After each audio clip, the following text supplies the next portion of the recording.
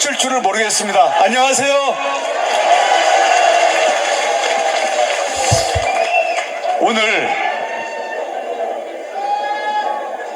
장관 명단이 발표가 됐는데요. 오늘 국토부 첫 장관으로서의 임기를 마치는 발표를 받고 지금 여러분들을 뵈러 온 게 이게 처음 일정입니다.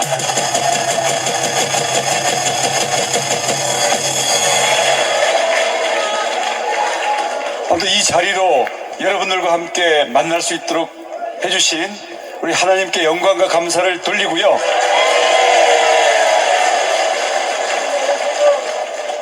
이제 앞으로 제가 어떤 길을 어떤 역할을 해야 될지 모르겠습니다만은 여러분들과 함께 기도하면서 손잡고 가겠습니다.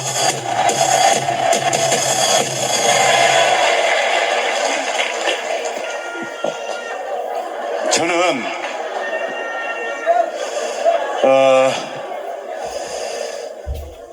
유산을 크게 물려받았는데요. 돈은 아닙니다. 돈은 한 푼도 못 받았고요. 대신 유산으로 신앙을 물려받았습니다.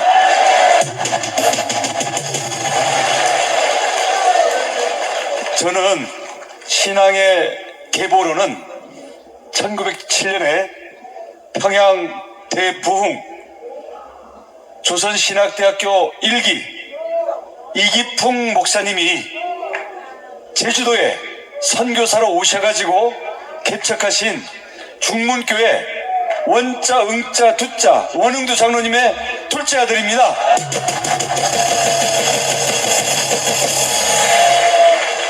제가 태어나던 1964년에 원장로님은 나이 30살이셨습니다. 근데 제가 태어나던 해에 장로가 되셨고 지금도 어머니 아버지 건강하게 살아 계시는데요. 70세 때 장로 은퇴하고 지금 90세 될 때까지 평생 새벽기도를 멈추지 않으신 분입니다. 초등학교 때 학교에서 가훈을 싸우라고 했습니다. 아니 뭐 시골에 그런 게 어디 있습니까? 그래서 집에 와서 아버지 우리 집 가훈이 뭡니까? 아버지가 한참 생각하시더니 하늘엔 영광 땅에는 평화 써서 갔죠. 무슨 가훈이 이러냐는 거예요. 그래서 어린 마음에 조금 얼굴이 창피했던 기억은 있는데 저희는 늘 가정예배를 드리고 어릴 때부터 주일학교 성경 말씀이 너무나 익숙했기 때문에 아버지의 기도는 이남 사녀인데요. 자식들 중에 하나는 하나님한테 바치고 또 하나는 땅에는 평화, 그러니까 인류 평화를 위해서 바치겠다. 꿈이 너무 크셨습니다. 제가 둘째거든요. 저희 형이 목사가 되셨습니다. 아마 우리 형님이 다른 길로 갔으면 제가 목사가 되는 거였습니다. 왜냐하면 한 사람은 하나님한테 바치겠다고 했기 때문에. 그런데 돈은 안 벌리더라고요.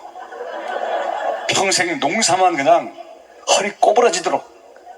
대신 유기농 감귤은 잘 지어가지고 요즘도 맛있게 열리기 때문에 여기 계신 분들 중에 혹시 몇 분은 저희 우리 장로님이 보내주신 귤을 드신 분이 계신지도 모르겠는데 맛이 좀 없더라도 좀 참고 먹어주십시오.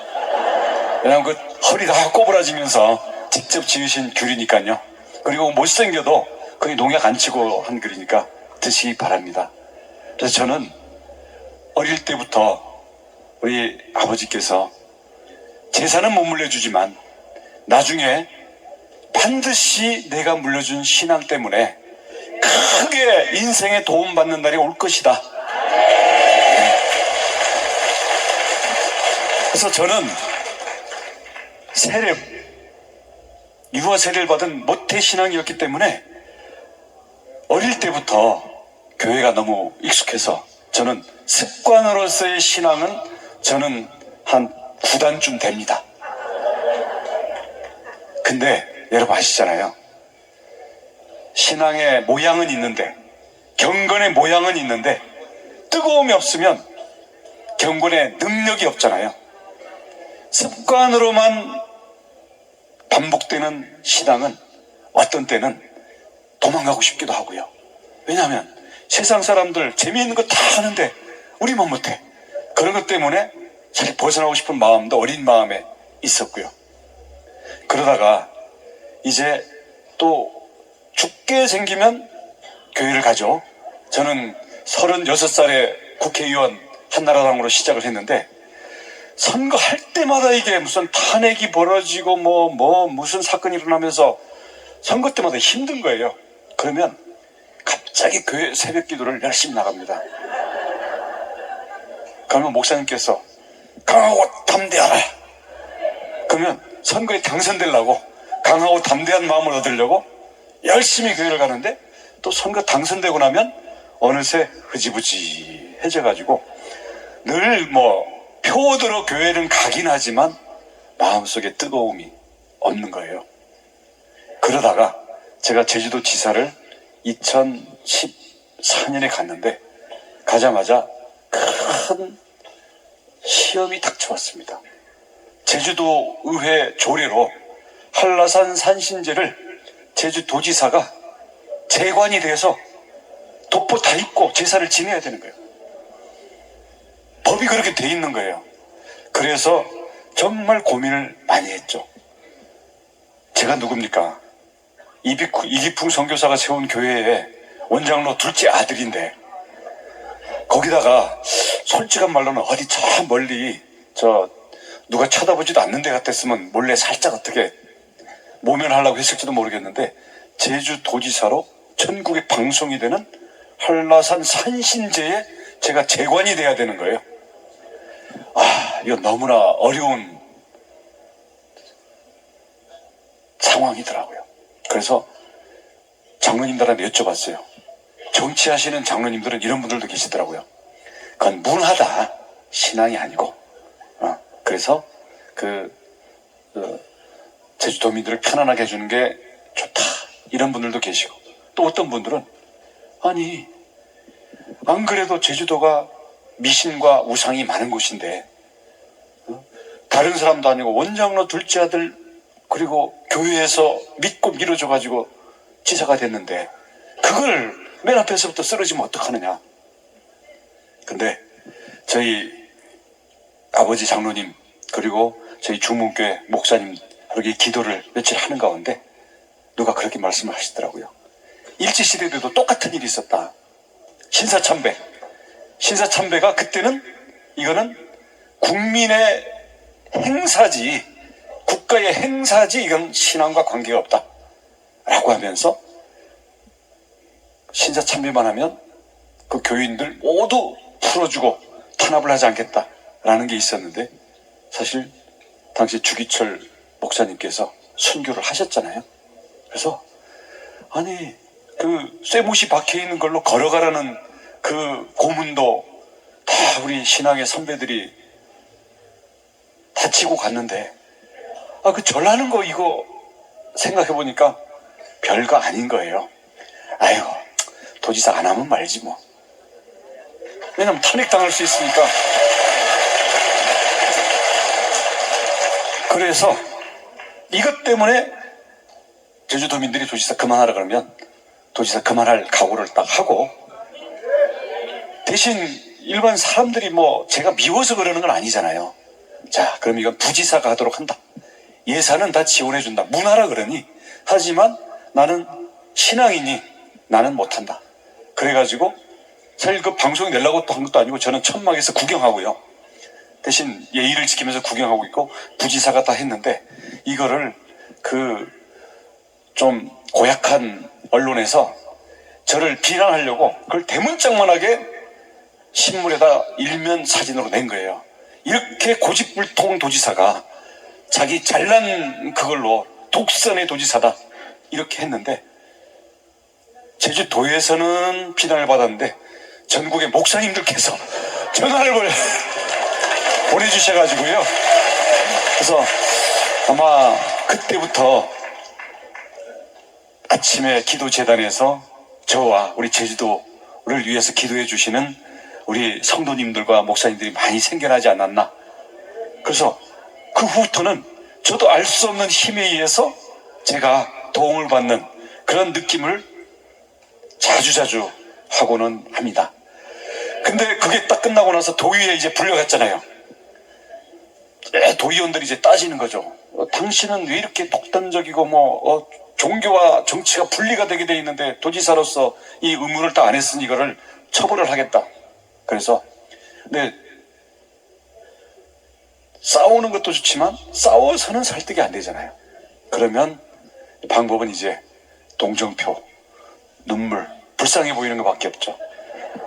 제가 우리 아버지가, 어머니가 중학교도 못 나오고 어머니는 초등학교도 못 나오고 평생 농사만 짓고 돈 한 푼 지금도 나한테 단돈 100만 원도 물려줄 돈이 없으신 분들 여러분 다 아시지 않냐. 근데 이분들은 20대 초반에 죽을 병 걸렸다가 살아나서 그래도 지질이 고생만 하면서도 평생 새벽기도 하면서 이 길을 왔는데 아들한테 이미 물려준 유언이 10계명을 지키라는 건데 거기 절하지 말라고 했는데 아니 여러분이라면 그런 아버지 유일한 유언을 도지사가 하려고 해야 되겠냐? 나에게 효도할 수 있는 마지막 기회라고 생각하고 좀 봐주면 안 되겠냐?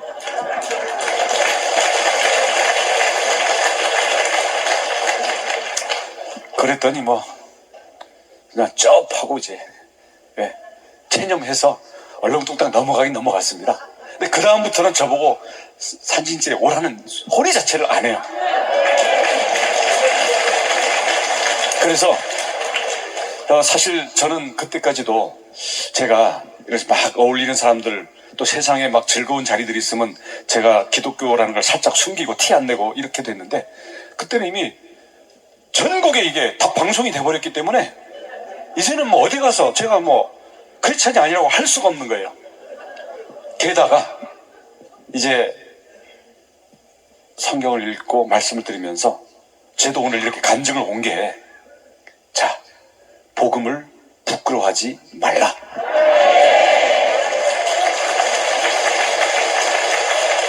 설사 손해가 되고 나한테 어려움이 있고 내 계획에 지장이 오는 한이 있더라도 복음을 부끄러워하면 하나님이 나를 부끄러워하시기 때문에 복음은 부끄러워하지 않겠다. 근데 저는 복음을 부끄러워하는 게 아니라 제가 캥겨가지고 사실은 간증을 잘 못했었거든요.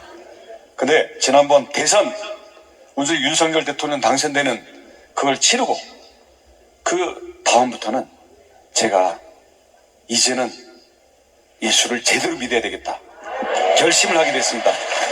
왜냐? 그때 0.73%로 그 개표방송에서 지는 거 보고요. 제가 그때 당시 그 선거 열심히 했잖아요. 일타 강사에 가면서. 야, 0.73%로 겨우 이기는 거 내가 너무 충격받아가지고요. 그때부터 이게 뭐가 뭔지 모르겠는 거예요. 근데 그게 악몽으로 해서 한 달 동안 악몽에 시달리는데 꿈속에 대통령이 딴 사람이에요. 누군지 아시겠죠? 그랬더니 우리나라가 갑자기 막 평양에 가 있고 막 우리나라가 이상한 나라가 돼 있더라고요. 나는 물론 깜방에 가 있고 그리고 내가 우리 친했던 우리 나름대로 자유민주주의를 지키던 모든 사람들이 이제 사업하는 사람들까지 다 탄압받고 그래서 교회는 완전히 다 문에 그냥 대못이 박혀 있는 거예요. 꿈속입니다 물론. 하도 악몽에 시달려가지고 그때 결심을 했죠. 5년 만에 우리 박근혜 대통령 탄핵된 지 5년 만에 전국 며칠 해준 게 이게 하나님께 주신 마지막 이게 기회인데 이거 남 탓하고 남 원망하지 말고 나부터 좀 제대로 하자. 그때 잠자는 습관이 바뀌어버린 거예요. 새벽 3시면 깨요. 지금도 그렇습니다. 누가 깨워요. 보이지 않는 힘이 저를 깨우는데, 처음에는 그게 누군지 몰랐어요. 하도 대선 때문에 이 악몽에 시달려갖고 내가 노이로제가 걸렸나 보다, 어디 아플라나 보다, 이렇게 생각을 했는데, 한참 걸리고 나서는 이제 새벽 되면 잠이 저절로 깨가지고 이제 책상 앞에 가서 앉아가지고 이게 도대체 뭐지? 이렇게 생각을 하는데, 이런 질문이 오는 거예요. 주님이라고 불러봐라. 그래서 제가 주님, 지금도 제 스마트폰은 매일 새벽 주님 2글자 쓰면서 시작을 합니다.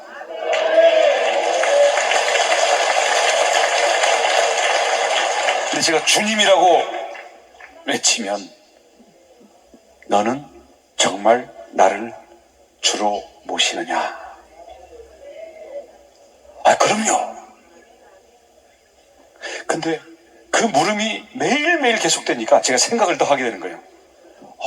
그럼 나는 모태신앙이고, 나는 그래도 제법 그럴듯한 신앙생활을 해왔고, 제가 어디 특별히 나쁜 짓도 좀 하긴 했습니다만은 많이는 안 한 것 같고, 그런데 주님이라는 게 도대체 뭐냐? 근데 이제 하나하나 이제 생각을 하기 시작하는데, 이게 보통 문제가 아닌 거예요. 첫 번째로는 주님이라는 것은 주인이라는 얘기 아닙니까? 나의 주인일 뿐만 아니라 이 우주의 주인인 거예요. 모든 걸 만드신 거예요. 그리고 나의 뼈, 근육, 혈관, 신경, 눈, 귀, 코, 내 마음, 심지어는 내 안에 못된 나의 성질머리까지도 다 만드신 거예요. 내 사랑하는 아내, 우리 자녀들, 우리 아버지, 장로님, 다, 우리 여러분 이 자리에 있는 모든 인간 피조물들까지 다 만드신 건데, 그럼 만들어줬으니까 끝이다 이게 아니고, 너는 나의 것이다. 주님의 소유인 거죠. 그러면 주님의 소유이기 때문에 주님이 주신 거를 다시 나를 위해서 바쳐라. 그럴 때는 바쳐야 되는 거죠. 왜냐? 주인이 주님이기 때문에. 근데 그게 나의 재산, 나의 명예, 나의 정치적인 지위, 그리고 내가 편안함을 추구하는 거, 내가 먹고 마시고 자고 하는 모든 게 결국은 주인이 주님이라는 걸 실감하게 되니까 이게 보통 문제가 아닌 거고요. 제가 완전히 이게 어긋나 있는 거예요. 그래서 아침마다 주님이라고 부르는 게 이게 보통 일이 아니구나. 제가 고스란히 다 바칠 수 있는, 다 드릴 수 있는 그 마음을 가져야 되는구나. 그 기도를 매일매일 하고 있습니다. 근데 이건 아무것도 아니에요. 그거는 기도 속에 들어가면 되는데, 하나님께서 지으셨는데 내가 왜 이 모양일까? 왜 우리는 죄인일까? 그 문제에 부닥치게 되는 거예요. 죄라는 게 깜빵 갈 죄도 있고요, 우리 마음속에 나쁜 생각만 하는 죄도 있고요. 근데 나쁜 생각 안 하고 아주 좋은 위인들도 다 죄인이라고 우리 성경에서 얘기하잖아요. 원죄잖아요. 아담과 이브 때부터 온, 하와 때부터 온 원죄인데 그게 뭘까? 그래서 저는 그 죄의 문제에 대해서 한참 고민과 기도를 많이 했습니다. 네, 가르쳐 주셨어요. 죄는 하나님이 사람을 만들 때 너무 사랑하셔가지고 기계나 노예로 만든 게 아니라 자발적으로 순종할 수 있는 선택권을 가진, 의지와 욕구와 자아를 지닌 인간을 만들어 놓은 거예요.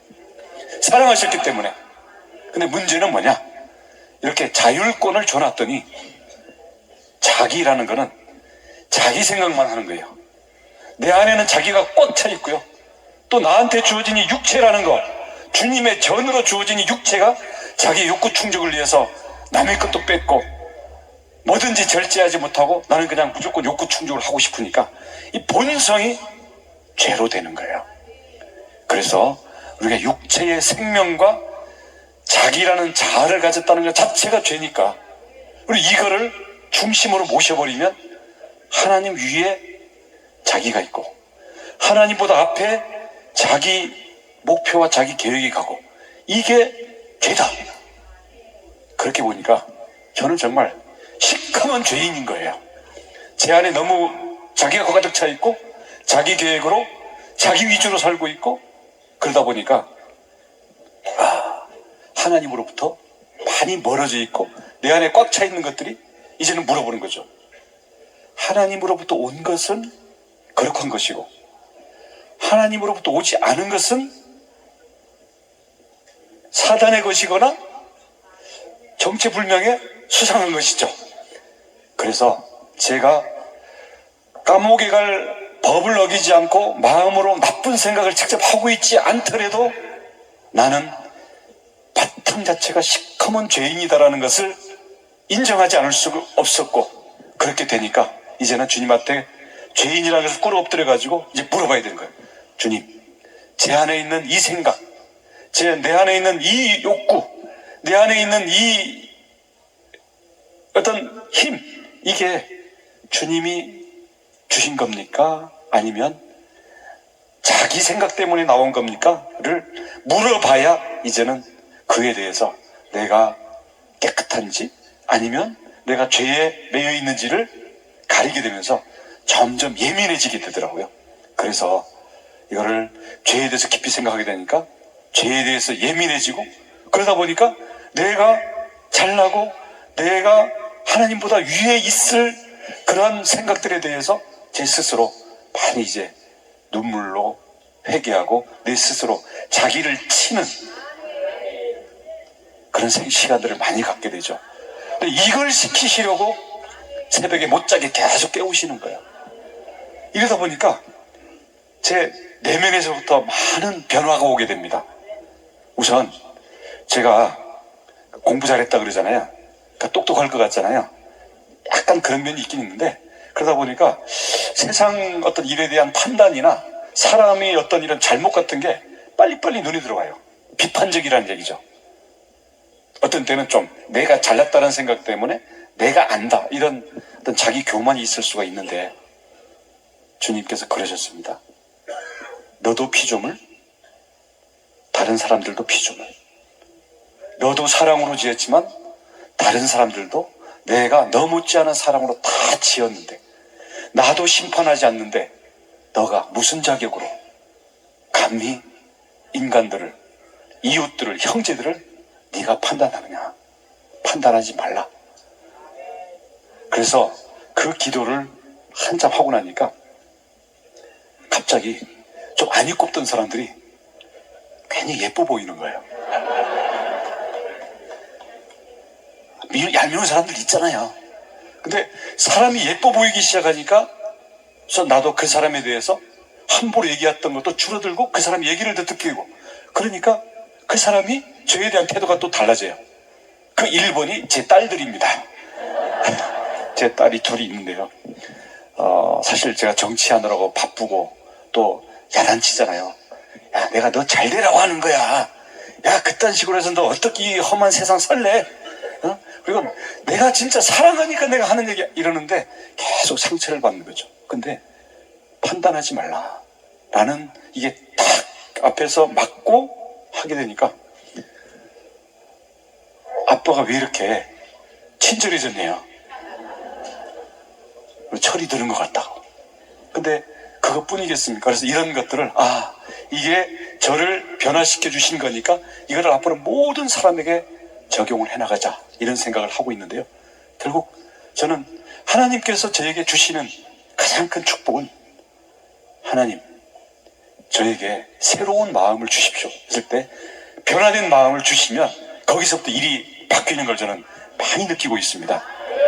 특히 요즘은 저에게 많이 주시는 게 비판하지 말고 그리고 법 따지지 말고 긍휼의 마음을 가져라. 그리고 얼마나 우리 사회에 눈물이 많으냐 그 눈물을 너의 눈물로 담아라 이런 말씀을 주시는데 이건 제가 열심히 기도를 할 거고요. 근데 이런 죄를 제가 벗어나기 위해서 노력하는 과정에서도 한계에 부닥치는 거예요. 그래서 여기에서 결국 우리 예수님의 보혈을 만나게 되는 겁니다. 예수님이 나를 위해서 십자가에 죽었다고요? 근데 그때 태어나지도 않았는데? 그리고 정치 재판을 받아가지고 처형을 당하신 게 왜 사람들의 그 죄를 씻어주는 그게 되느냐? 이런 의문을 사실 저는 어릴 때 가졌는데요.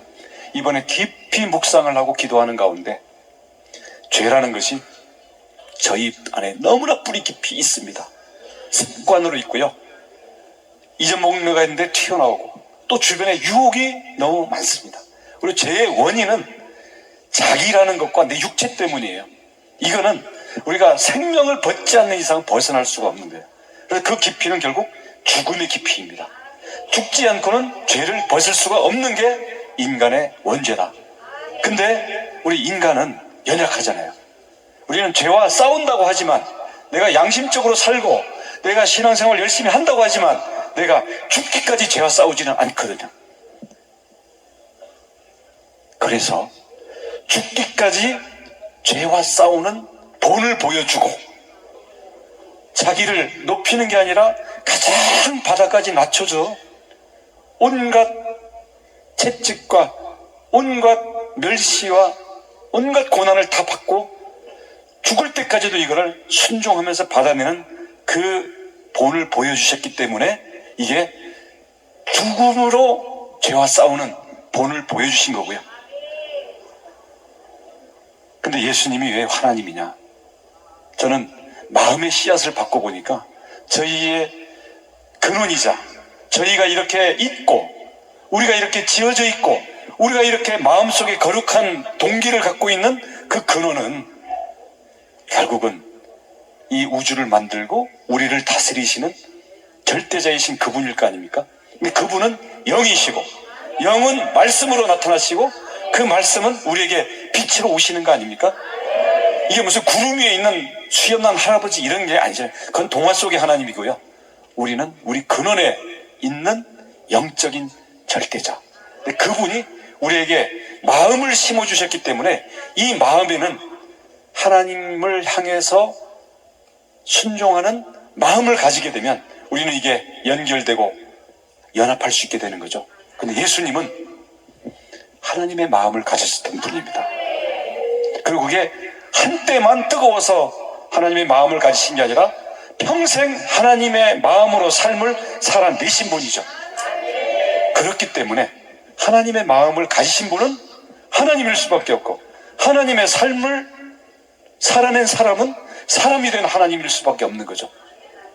근데 우리는 죽어도 그렇게 따라할 수는 없습니다. 대신 그렇게 본이 되셨고 우리 인간의 마음속에 하나님의 마음을 품을 수 있다는 걸 보여주셨고 부활하셔서 함께 길을 가던 제자들에게 마음속에 뜨거움을 불어 넣어주시고 그 믿음이라는 씨앗이 우리 마음속에 있으면 이 마음으로 그리스도의 마음으로 우리가 자라나갈 수 있는 그 길을 열어주신 거 아닙니까? 그렇기 때문에 믿음으로 구원을 받는다. 사람이 되신 하나님이라는 것을 저는 정말 새벽에 감격으로 깨달았는데요. 제가 국토교통부 장관이 돼서 건설노조 그 바로잡은 것보다도 제가 이 죄와 예수님의 보혈로 구원을 받는 그 이치를 60 다 돼가는 이 나이에 새벽에 깨달은 게 저로서는 그 최근에 있었던 가장 큰 변화입니다.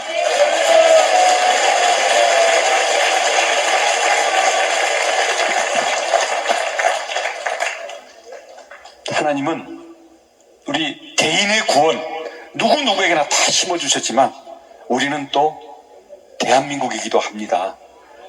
개인 구원으로 끝나면 안 됩니다. 왜냐? 우리 피조물들을 하나님께서 다 만들어주셨으면서 대한민국으로 모여서 살아라 라고 해주셨습니다. 가난한 사람도 있고 재벌도 있고 또 뭐 인기 있는 사람도 있고 좀 무시당하는 사람도 있지만 그래도 하나님은 똑같이 사랑하시고요. 너희들 서로 돌보고 서로 그 안에 있는 하나님의 모습을 발견하고 그것을 서로 밀어주면서 믿음의 공동체를 만들어라. 네, 우리 대한민국은 김일성 공산 집단에 넘어가려고 하던 때에 북에서 목숨을 걸고 신앙을 지켜서 오셨던 분들에 의해 가지고 한국교회가 2차 부흥을 했지 않습니까? 우리 제주도의 교회들도 영락교회 등등등등 다 해가지고 평양 1907년 1차 부흥, 다음 1950년, 1945년부터죠. 이 월남의 어떤 이런 부분들이 해가지고 대한민국의 교회가 만들어지고 그 위에 우리 자유민주주의 대한민국을 만들어주신 거는 그 안에 있는 우리 기독교 신앙과 그 기독교 신앙에 핍박받는 걸 통해 가지고 축복을 주시고자 했던 하나님의 섭리라고 저는 믿습니다. 한국전쟁에서 우리를 지켜주셨고요. 그 가난과 전쟁의 폐허에서 세계가 우러러보는 대한민국을 만들어 주셨습니다. 우리의 신앙의 선배들은 이미 대한민국 건국과 우리 고도 성장을 할 때 한국 기독교도 역할을 했고 나름대로 했고요. 근데 우리한테 주어진 과제 때문에 저는 사실은 굉장히 떨립니다. 우리 탄핵도 당했었죠. 지금 동성애 하는 거 보십시오. 그 다음 정전협정, 평화협정으로 가자라는 이런 것들이 온갖 학교, 교과서, 영화, 문화 이런 속에서 이게 무슨 더 개념이 있는 것처럼 이렇게 퍼져나가는 이런 상황에서 과연 우리 기독교는 내 개인만 구원받고 아니 우리 교회만 부흥하고 이런 거에 머물러 있지는 않은가. 저는 기도하는 중에 우리 주님께서는 교회와 우리 마음속에 주의 마음의 성전만 지키라고 한 게 아니라 우리가 살고 있는 각각의 영역, 경제면 경제, 문화면 문화, 교육이면 교육, 정치면 정치, 아니면 지역 발전이면 지역 발전, 이게 모두 하나님께서 만드신 피조물이기 때문에 거기에서 하나님의 연기를 받은 우리들은 연합을 해서 하나님이 주신 세상을 거기서도 하나님의 빛을, 영광을 드러내는 쪽으로 우리가 만들어가는 데 참여를 해야 되는 거예요.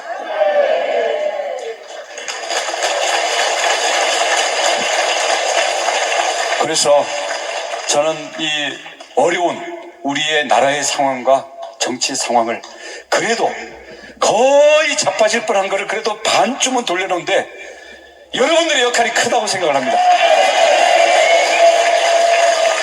이제 저도 이제 장관직 앞으로 한 20일 동안은 더 해야 됩니다.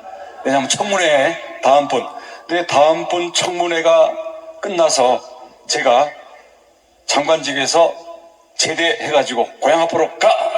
하면은 저는 제가 원래 2000년도부터 한나라당 국회의원 3번 했고요. 제주도지사 2번 했고요. 또 우리 당이 어려움에 있을 때 또 대통령 선거운동에 몸 던져서 했었는데 앞으로 다가오는 정치 어려움들이 저는 보통 걱정이 아닙니다. 근데 이것은 우리가 걱정한다고 될 일이 아니고요. 하나님께 무릎 꿇고 기도하고 우리의 지도자들이 하나님을 경외하고 두려워할 줄 알고 우리의 국민들의 흩어진 마음을 하나로 모아서 대한민국이 자유, 복음, 통일로 나아가고 우리 대한민국이 영원히 깨끗한 나라로 갈 수 있는 그 힘을 만들어야만 우리가 하나님께서 우리에게 주신 은혜를 일부라도 갚을 수 있다고 생각합니다. 그렇죠?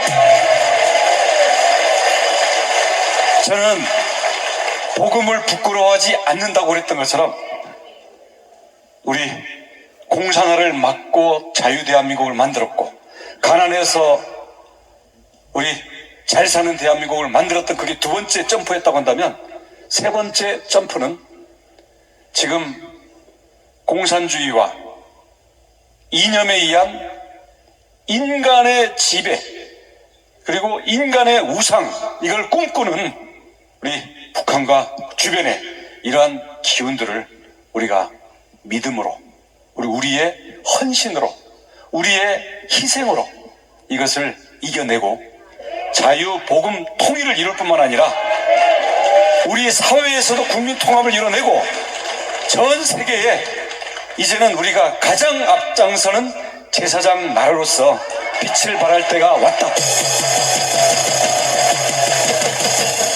그래서 저도 복음을 한때는 좀 부끄러워하고 한때는 제가 죄책감 때문에 캥겨서 조금 쭈빗쭈빗했는데요. 이제는 정치 영역에서든 제 내면의 마음의 영역에서든 아니면 여러분들처럼 앞으로 손잡고 함께 우리의 영역에 하나님의 주권을 세워나가는 그런 일에 저도 앞장서고 헌신하겠습니다. 여러분들께서도요, 정말 눈물로 기도해 주십시오. 저도 매일 아침 쌓는 새벽의 제단 더 열심히 쌓고 제가 어떻게 해야 될지 하나님 앞에 무릎 꿇고 답을 구하면서 여러분과 함께 하겠습니다. 감사합니다.